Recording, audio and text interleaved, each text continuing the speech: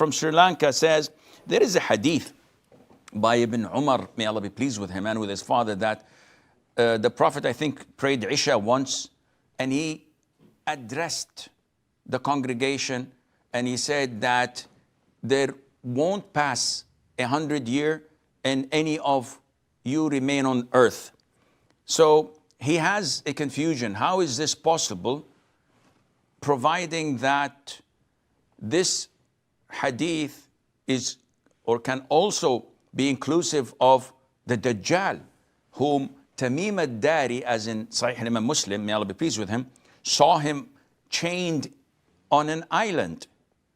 And he came to the Prophet ﷺ. The Prophet approved of that, and he conveyed what he had seen on his journey to the companions, that Tamim had seen the Dajjal, and the Dajjal will remain until the end of time. So Sharus is confused. How is this possible? First of all, the Prophet did not say, to my recollection, 100 years. He said qarn, and qarn refers to the generation. And this is why when we look at the hadith of the Prophet ﷺ, khayrul quruni qarni, the best of generations is my generation. Qarn also means a horn. It means also a century.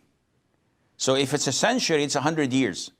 And this is debatable, whether the companions exceeded 100 years or less or whatever. But definitely what is meant in the hadith is generation. So the best of generations is my generation, the generation of the companions.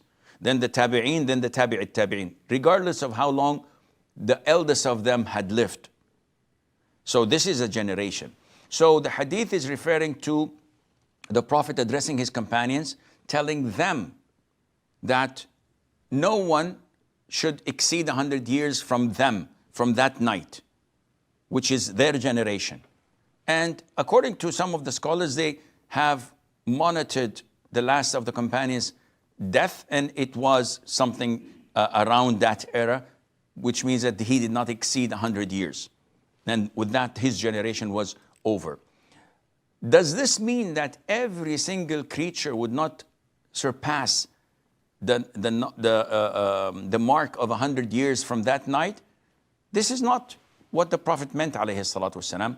And the Arabic language is a must for us to study, because without it, people would probably think of things that go against the Arabic language.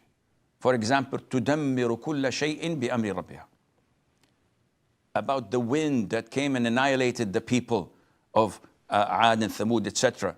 Allah says that it annihilates and it destroys everything with the instruction of Allah Azza wa Jal, yet you see only their homes present and nothing else.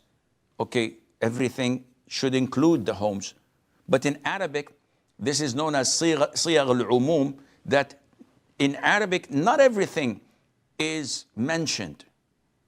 The queen of Sheba, Bilqis, in Surah An-Naml, وَأُوتِيَتْ مِنْ كُلِّ شَيْءٍ, she was given from everything. But she had no control over the jinn, like Sulaiman had. She had no powers like Sulaiman had. So where is everything? This is a form of exaggeration, not meant literally to include everything. And likewise, the Prophet was addressing the companions, ﷺ, that everything is going to not live after 100 years, with the exception of what I told you before, which is the Dajjal and him staying till the end of time, and Allah knows best.